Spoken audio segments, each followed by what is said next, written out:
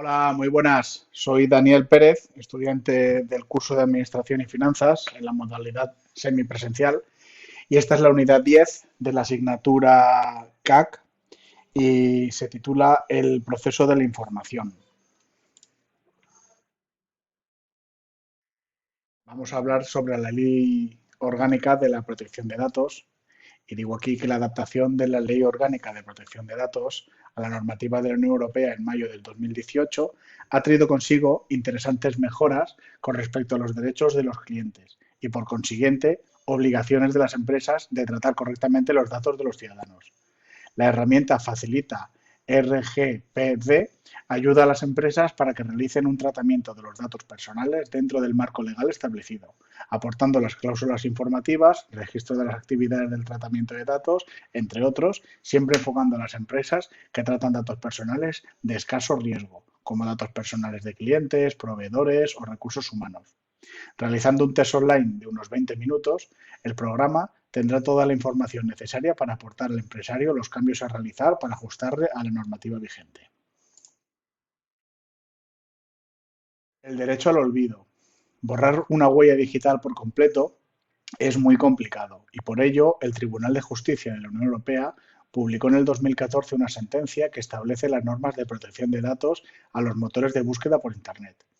El Reglamento General de Protección de Datos busca perseguir el mal uso que hacen las grandes compañías tecnológicas de los datos personales de los clientes, evitando con ello que se difundan datos de carácter sensible como diagnósticos médicos, síntomas de pacientes, sentencias judiciales, etcétera.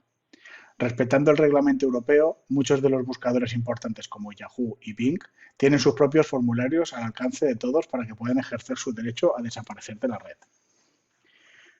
Google, que es el buscador más importante en el mundo, afirma que la publicidad que aparece en su buscador representa la principal fuente de información, de ingresos, perdón, de Alphabet, que es el grupo al que pertenece Google, y que por sí mismo Google ya tiene herramientas robustas para proteger la privacidad de los navegantes. Estos cambios en la legislación europea han sido promovidos por personas corrientes, las cuales les afectaba la información que se publicaba de ellos mismos en estos buscadores, como es el caso del coruñés que sale en el vídeo aportado por el enunciado, que tras 6 años de juicios abrió un camino en la legislación europea cuando el Tribunal de Justicia Europea en 2014 le dio la razón a su derecho al olvido por la información publicada de Google sobre el embargo judicial de su propia casa. En el caso que nos propone el ejercicio, si observamos una fotografía nuestra publicada en Facebook sin nuestra autorización, podemos contactar con la Agencia Española de Protección de Datos para denunciarlo y que realicen las gestiones oportunas para que esa fotografía desaparezca en el plazo máximo de un mes y solamente en los casos más difíciles el plazo se puede prorrogar hasta los 2 meses. En el caso concreto de Facebook, hay un apartado para poder denunciar cualquier actividad que se considere legal y en un plazo de unas 48 o 72 horas lo verifican los operarios de Facebook, de la plataforma, y nos devuelven una contestación. El derecho al olvido. Toda esta vulnerabilidad ante las grandes compañías tecnológicas se ve agravada por la escasa percepción del riesgo que tienen algunos jóvenes ante la protección de datos. Con las aplicaciones de chat instantáneo como WhatsApp, es muy fácil quebrantar la normativa de protección de datos, sobre todo por aquellos jóvenes que no son conscientes del riesgo que conlleva compartir datos personales o fotografía de carácter burlón de cualquier persona. Control Box. ¿Qué es Control Box? Bueno, pues la implantación de un sistema de vigilancia informática como Control Box está dentro de los límites legales de nuestra normativa actual. Concretamente, lo recoge el artículo 20.3 del Estatuto de los Trabajadores. Pero aún así, hay que poner límites a este aplicativo. En primer lugar, hay que avisar a todos los trabajadores que podrían ser controlados en el uso de los equipos informáticos de la empresa. Aunque no se necesita su consentimiento para ello, sí deben ser claramente informados. Por otro lado, la empresa debe saber que los archivos privados, aunque sean usados en equipos propiedad de la empresa, forma parte del derecho fundamental a la privacidad que tiene toda persona. Y esto no puede ser vulnerado por la empresa. De manera que la instalación de esta aplicación es lícita, pero debe ser usada correctamente y cumpliendo la ley. El ladrón de archivos confidenciales. ¿Qué datos se pueden manejar en una empresa que pueden considerarse confidenciales? Bueno, pues independientemente del tamaño de la empresa, siempre existen datos que son confidenciales, como por ejemplo la ficha de clientes o los datos bancarios. Además, según la actividad que ejerza la empresa, puede existir datos de investigación o desarrollo que sean claves para tener una ventaja competitiva, de manera que deben tener un sistema de seguridad alto o muy alto. ¿Qué condena puede conllevar no ser reservado con estos datos? Según se muestra en la noticia aportada por el enunciado, quien ejerza de manera dolosa este tipo de comportamientos se enfrenta a una pena de prisión de hasta 3 años, pudiendo verse involucrada como autor necesario la empresa que recibe la información. ¿Podemos clasificar estos secretos de la empresa? En grandes rasgos, podemos diferenciar dos tipos de secretos de empresa, el secreto comercial y el secreto industrial.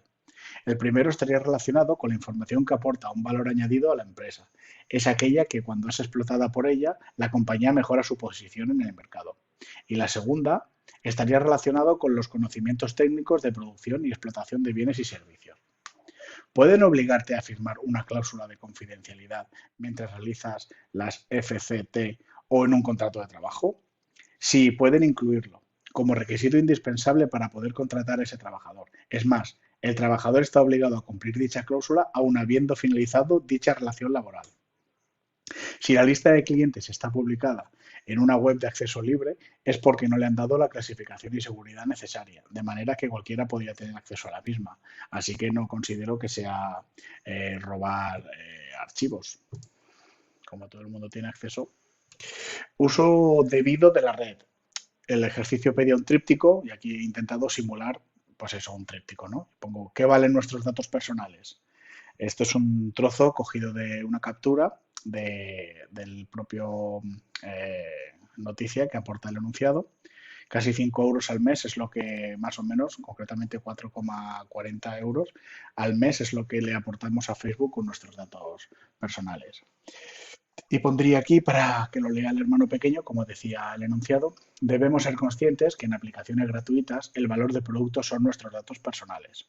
Compañías como Facebook, Google, Twitter o Instagram facturan anualmente grandes sumas de dinero gracias a vender nuestros datos personales con fines publicitarios, de manera que la empresa que los compra sabrá en todo momento en qué productos estamos interesados por nuestros filtros de búsqueda o qué destino elegiremos para nuestro próximo viaje, por ejemplo, ¿no? ¿Qué podemos hacer?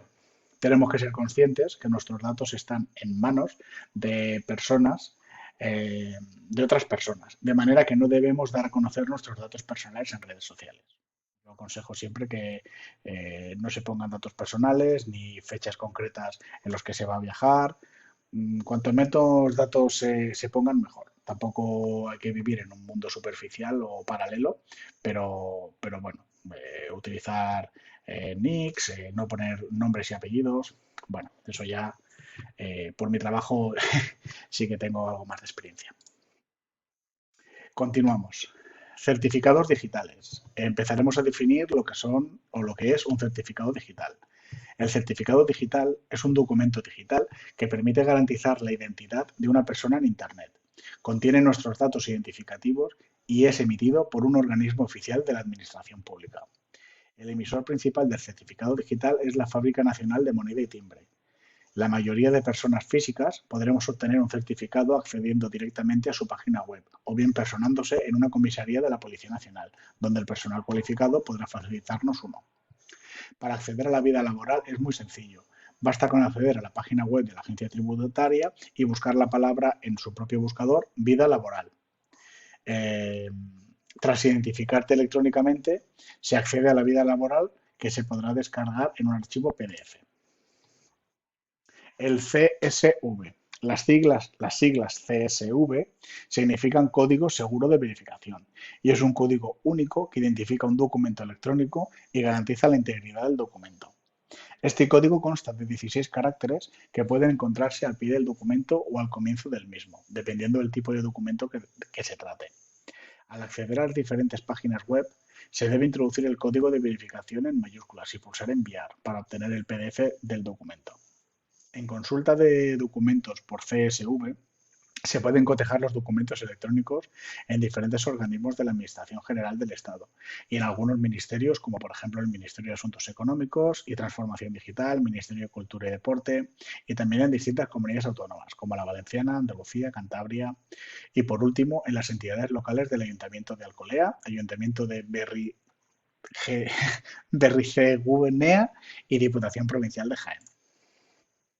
El secreto de Estado. Bueno, son muchos los tipos de archivos que se conservan como secreto de Estado español, concretamente en un edificio anónimo de 8 plantas sin ventanas que se sitúa en Alcalá de Henares, según aporta la noticia del periódico El País.